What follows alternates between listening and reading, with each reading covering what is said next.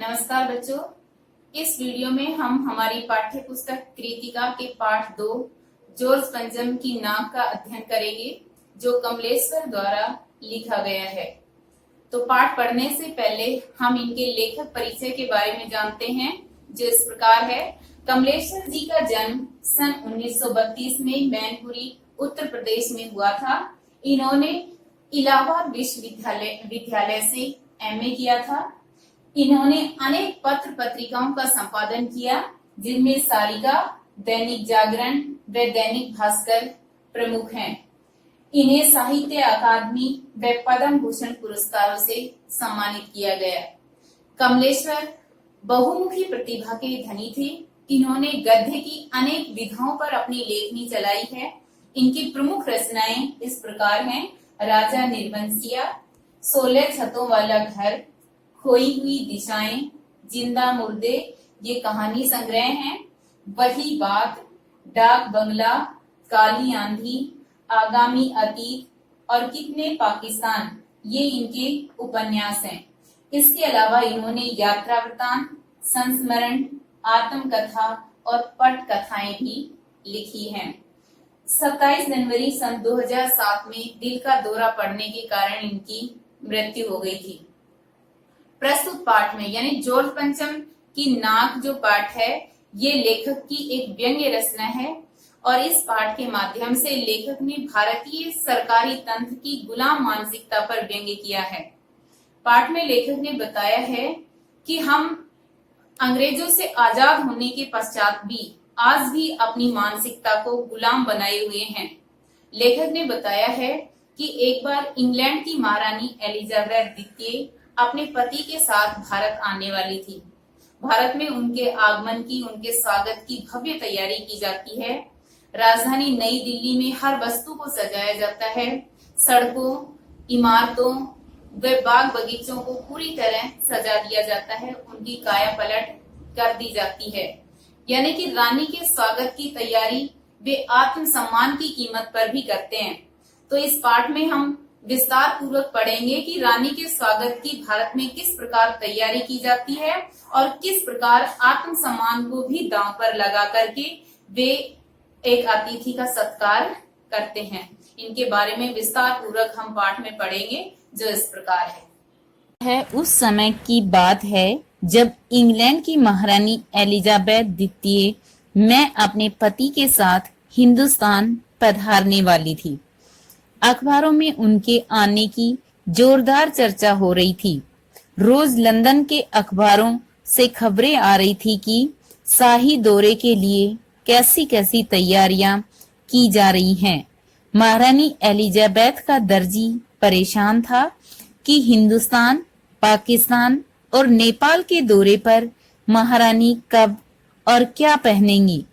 उनका सेक्रेटरी और शायद जासूस भी उनसे पहले इस महाद्वीप का तूफानी दौरा करने वाला था।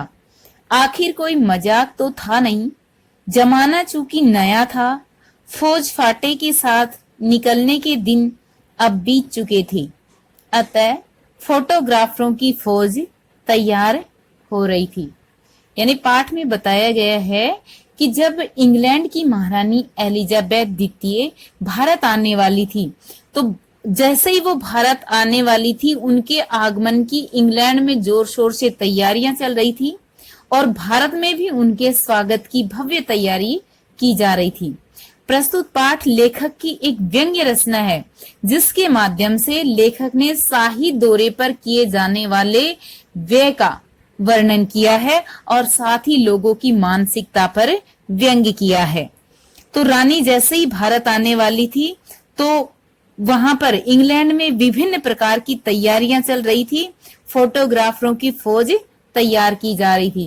पहले जैसे जब कोई राजा दूसरे देश में जाता था दौरे पर, तो उनके साथ सेना जाती थी, लेकिन अब जमाना नया था, तो सेना की बजाय अब फोटोग्राफरों की फौज तैयार की जा रही थी।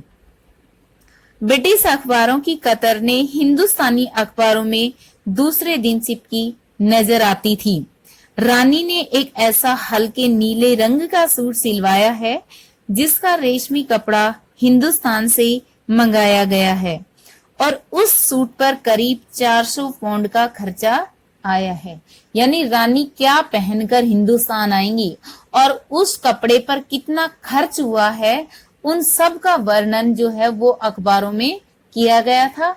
और इंग्लैंड के इन अखबारों की कतरने भारतीय अखबारों के साथ चिपकी मिलती थी। यानी कि इंग्लैंड में जो तैयारियां चल रही थी रानी के भारत दौरे की, उन सब की एक एक जानकारी भारतवासियों को पहले ही मिल रही थी। तो इसमें बताया है कि रानी ने जो भारत आगमन पर पहनने वाले सूट का रंग नीला है और उस पर आने वाला जो खर्चा है वो 400 पाउंड का है।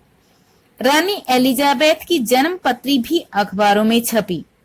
प्रिंस फिलिप के कारनामे और तो और उनके नौकरों, खानसामों, अंगरक्षकों और बावर्चियों की भी पूरी जीवनियां देखने को आई।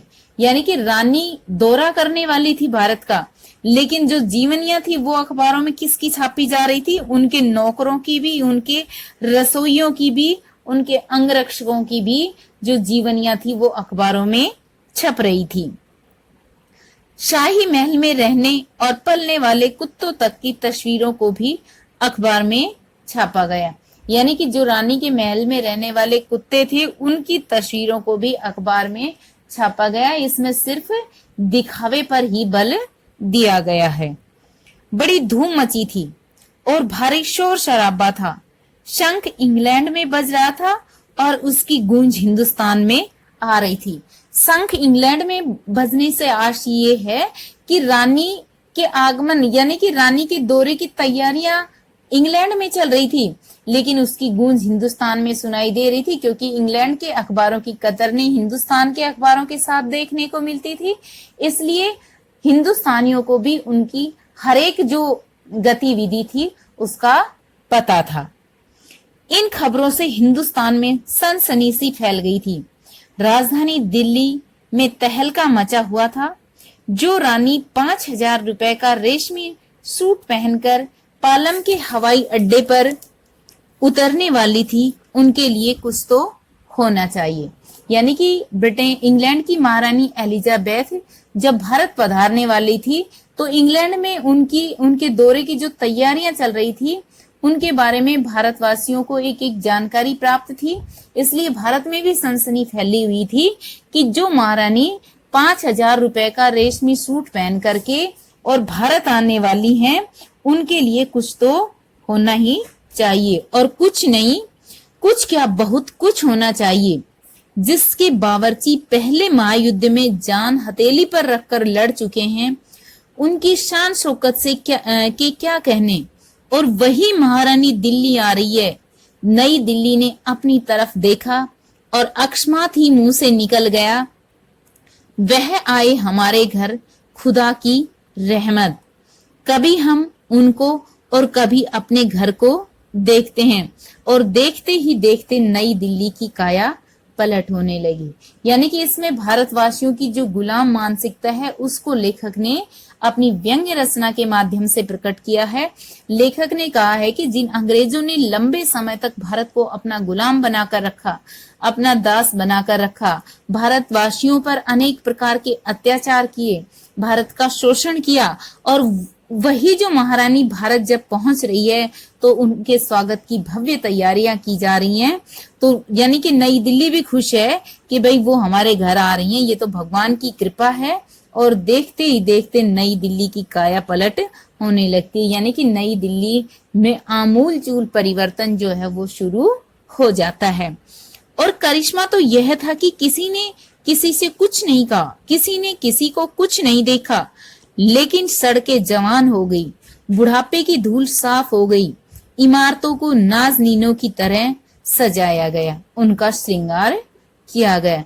लेखक ने कहा है कि रानी के आगमन पर किसी ने किसी को कुछ नहीं कहा, सब लोग जो है वो खुद ब खुद तैयारी में जुट गए।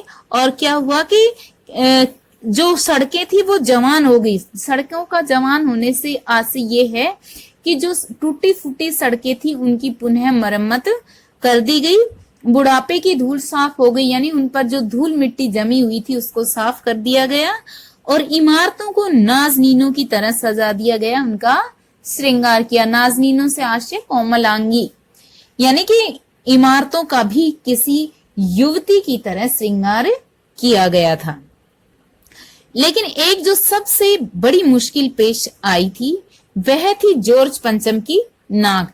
ये जॉर्ज पंचम भी एक अंग्रेज ही थे और इनकी जो मूर्ति थी, जिसको लाट भी कहते हैं मूर्ति को, वो भारत में इंडिया गेट के सामने स्थापित थी। इसमें लेखक ने व्यंग्य किया है। तो उस मूर्ति की नाक जब उसको स्थापित किया गया था, उस समय भारतीय क्रांतिकारियों के द्वारा जोश में आकर के उसको काट दिया गया था।